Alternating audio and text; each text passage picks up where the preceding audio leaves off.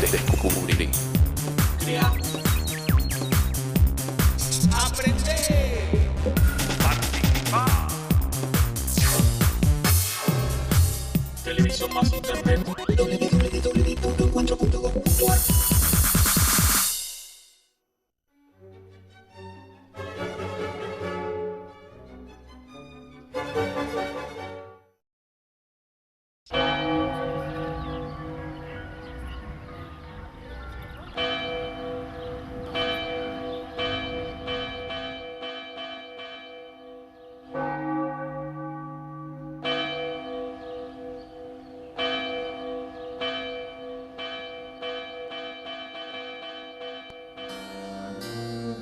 En el siglo XVI, las artes del mundo occidental se renuevan. El descubrimiento de América, la invención de la imprenta y la división de la Iglesia cristiana marcan tiempos de cambio.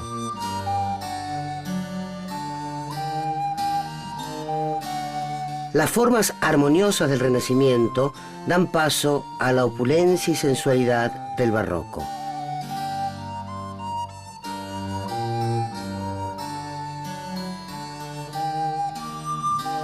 En las colonias, los españoles saquean la plata y el oro, construyen ciudades y templos.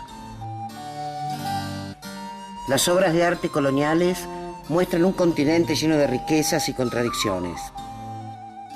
El barroco americano es la expresión artística de ese nuevo mundo.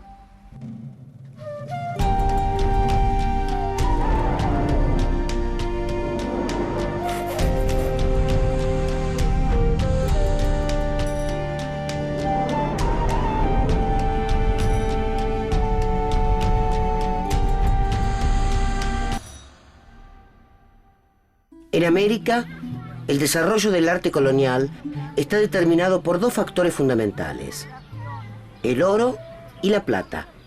México, Potosí, Cusco y Ouro Preto son las zonas de mayor abundancia. El oro y la plata de sus minas son explotados por los conquistadores. Una pequeña parte se destina a la decoración de iglesias y edificios. El resto se envía a Europa. ¿Joyas arquitectónicas o monumentos al saqueo y la conquista?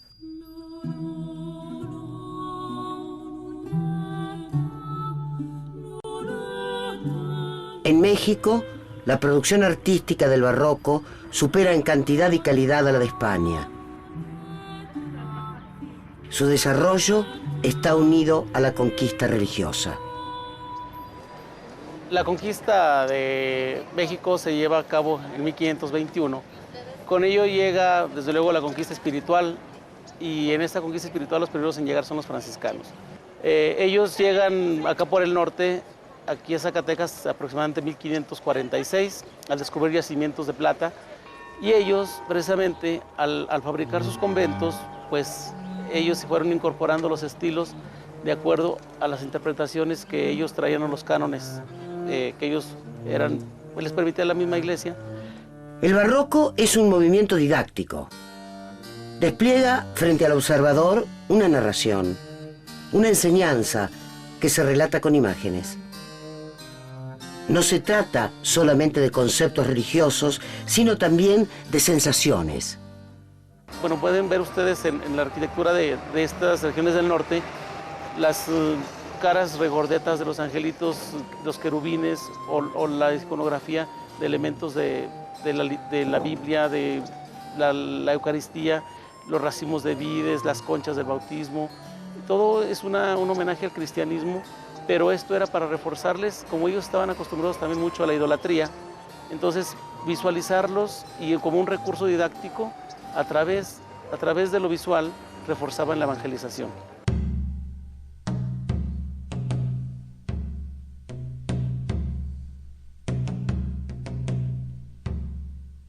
Antes de la llegada de los conquistadores, en México existía el Calmecac, una red de escuelas donde los hijos de los nobles mexicas se educaban bajo una estricta disciplina. El Calmecac era una escuela de formación militar casi por lo regular. Se metían desde pequeños, se les preparaba, pero sobre todo para hijos de caciques, no era para todos. Los maestros europeos admiran la habilidad de los indígenas formados en el Calmecac y los emplean como mano de obra para la construcción de templos y la creación de imágenes artísticas.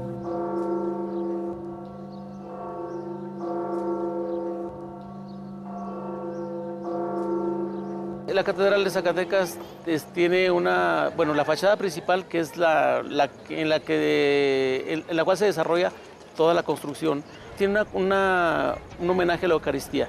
Son los 12 apóstoles representando la última cena con una Santísima Trinidad. La nave central tiene todo un homenaje a la historia del cristianismo con santos y mártires de la iglesia. Y así cada fachada tiene su estilo y a la vez su nave dedicada de acuerdo a su estilo.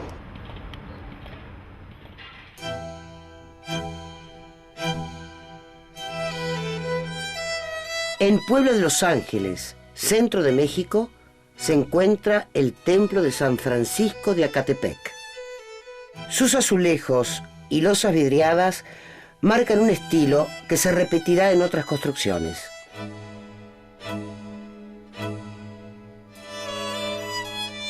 Tanto en Puebla como en Oaxaca existe una importante escuela de yesería policromada y dorada. Una de sus máximas expresiones es la iglesia indígena de Tonantzitla, en Acatepec. En la región andina también se utiliza el oro y la plata para decorar templos y crear imágenes cristianas. Algunas de ellas reciben nuevos significados por parte de los nativos. O sea, en un inicio de la conquista hay una especie de triunfalismo evangelizador en donde se quiere lograr una fusión de lo inca con lo cristiano, pero después se dan cuenta que es muy peligroso porque los propios indios terminaban colocando a sus viejos ídolos dentro de las peanas de los santos.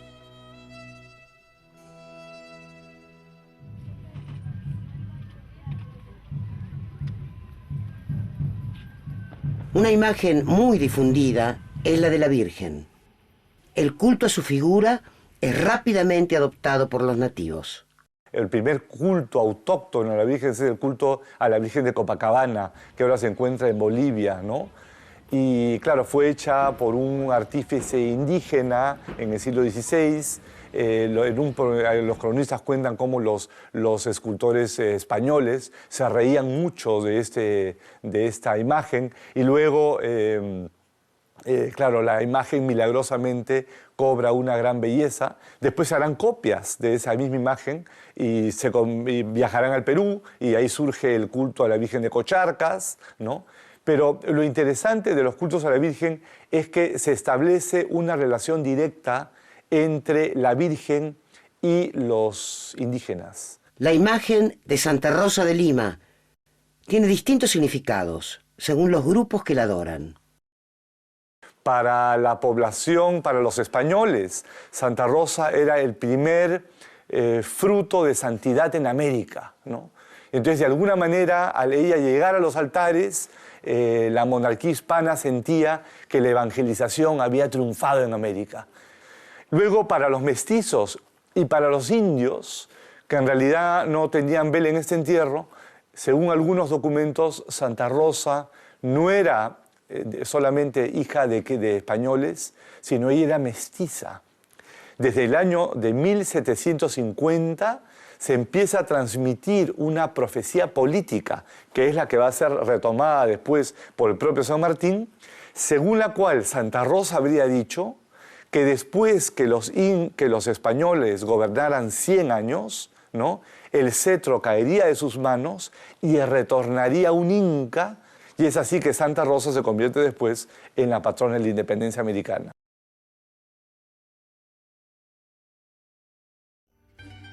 En México se dan cultos locales a las vírgenes traídas por los españoles.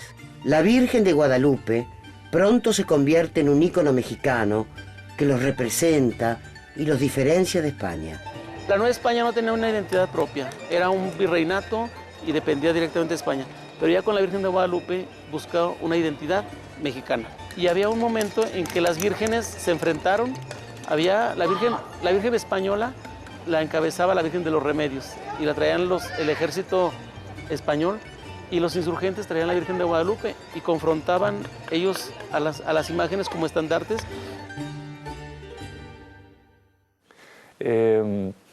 Otro caso muy significativo es el culto al niño Jesús inca. Son los jesuitas los que desde Cusco impulsan en la capilla de la iglesia que allí tenían un culto a un niño Jesús ataviado como inca.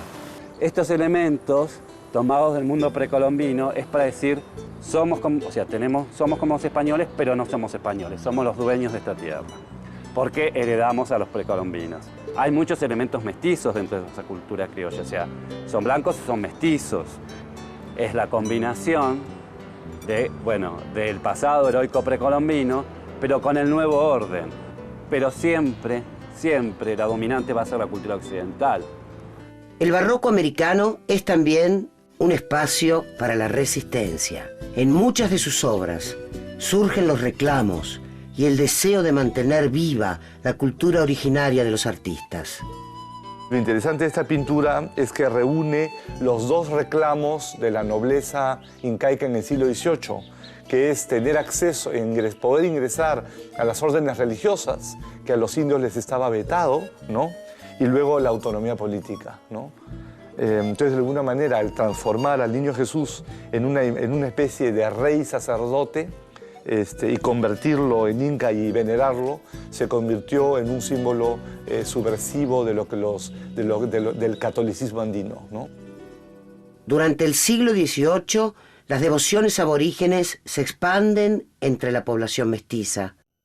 Con la llegada de los esclavos traídos de África, surgen nuevas costumbres y celebraciones a lo largo de América.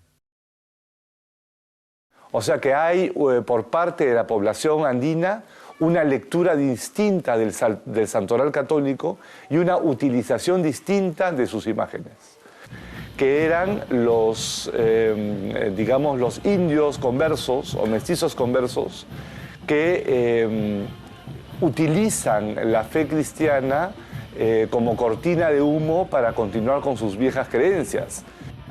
Las festividades religiosas del período barroco incluyen, además de las imágenes, la danza, la música y el teatro. Muchas tradiciones católicas, como por ejemplo los carnavales, se tiñen de colores locales y dan lugar a nuevos ritos. ¿Cuánto hay de católico en esta celebración? ¿Cuánto de indígena? ¿Cuánto de africano? El carnaval de Oruro es una muestra del mestizaje entre conquistadores y conquistados.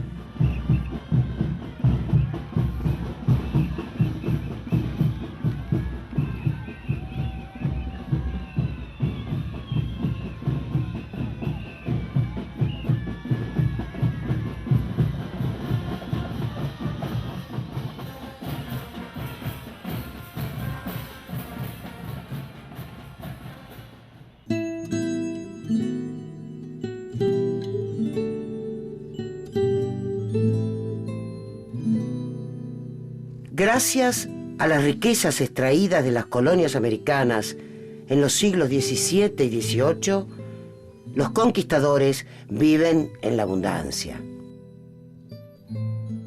Los barcos viajan a Europa cargados de oro y vuelven con variadas mercancías. Parte de este botín se usa para financiar un enorme volumen de obras de arte que pronto se convierten en símbolo de poder y jerarquía social. El arte impone una cultura y se transforma también en una valiosa mercancía. Había muchos pigmentos que se usaban en la época colonial que también se usaban en el mundo precolombino. Por ejemplo, América producía un colorante más caro, el más caro, que era el carmín de cochinilla, que se saca de, bueno, que se saca de un insecto que produce cierta calidad de cactus. A España eso le daba muchísimos dividendos porque era el pigmento más caro y que se vendía muy bien en Europa. Pero ¿qué pasaba? Se extraía, se cultivaba en América, se llevaba a España y de España se comercializaba y se volvía a vender a América.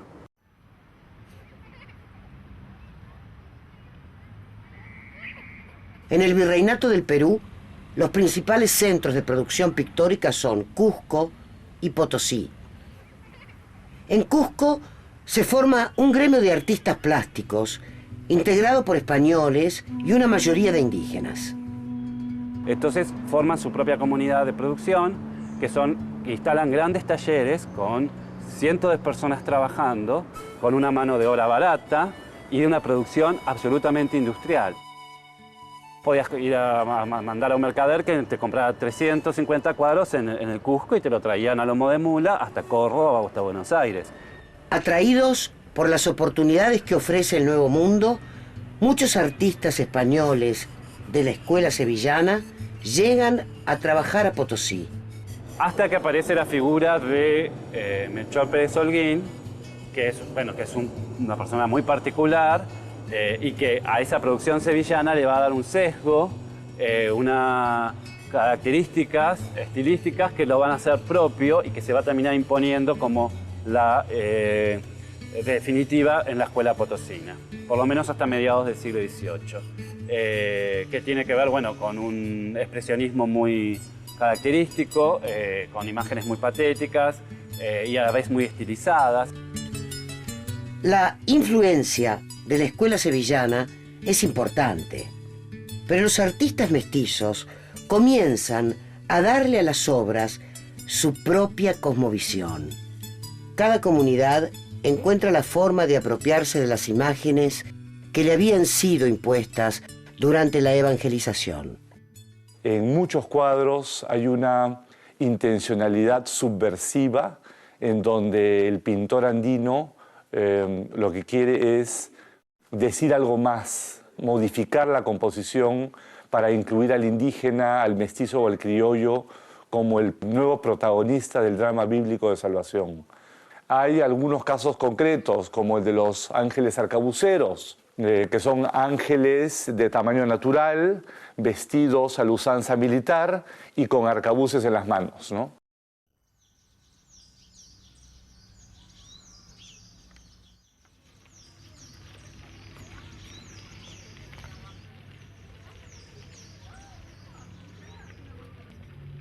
En el Virreinato del Perú, el arte barroco también se desarrolla en la provincia de Jujuy, hoy territorio argentino.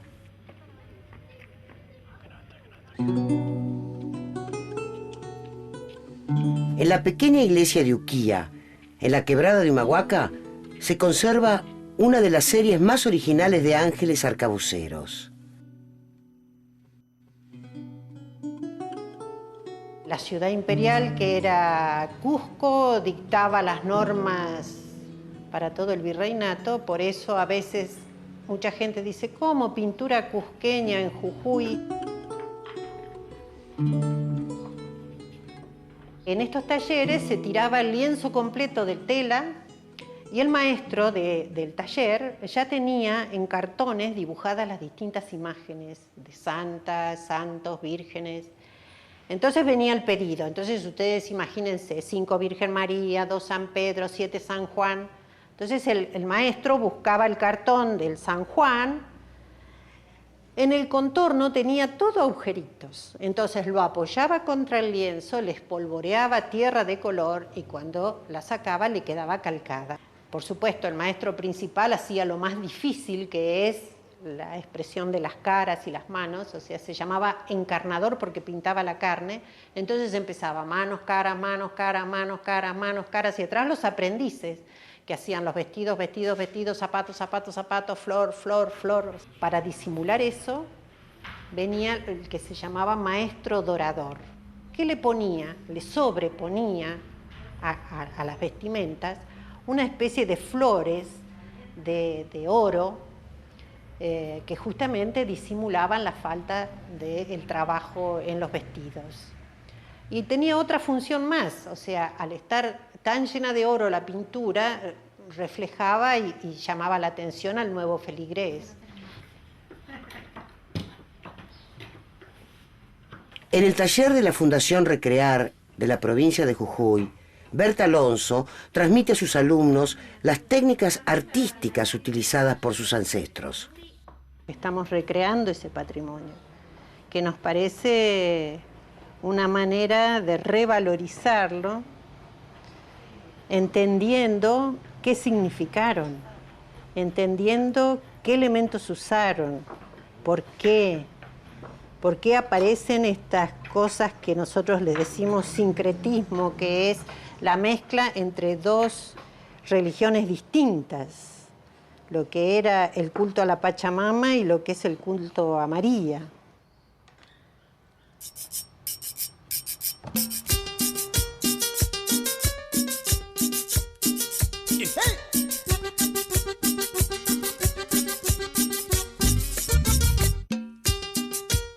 El fotógrafo argentino Marcos López interpreta el barroco a partir de sus composiciones y retratos sobrecargados. Lo que yo estoy tratando de hacer ahora es como puestas en escena sobre situaciones reales en donde se genera una situación teatral, pseudo documental, pero en esa especie de ceremonia las personas están hablando de algo que está pasando aquí y ahora en Buenos Aires, en Argentina, y que solo creo que es patrimonio de la fotografía. Y entonces le agrego y le agrego y le agrego y le agrego y le agrego. De ahí puede ser la relación con lo barroco. El exceso me da temor, juego con esa cosa del miedo. Trato de transgredir y llevar la provocación al máximo y de exagerar en la cantidad de elementos que pongo en juego en las imágenes.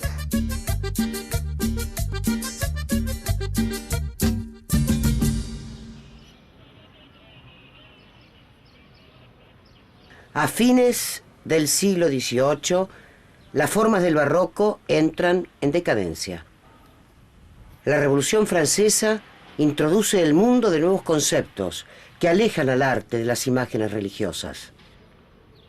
Libertad, igualdad y fraternidad son los nuevos principios, lejos de aquellos que hablaban de un Dios todopoderoso, fuente de toda razón y justicia. En el siglo XIX hay un proceso de desencantamiento, definitivamente, en todo lo que es el arte religioso. Pero claro, lo que ha sucedido es que hay un cambio radical de mentalidad y en el virreinato la iglesia era de alguna manera la gran promotora de las artes. En el siglo XIX, las guerras de la independencia terminan con el dominio español en las colonias de América. Pero el proceso de mestizaje y construcción de una identidad latinoamericana sigue adelante. Las obras del barroco colonial quedan como testigos de una época de saqueo y esclavitud. También hablan del aporte que cada cultura local hizo al arte impuesto por los españoles.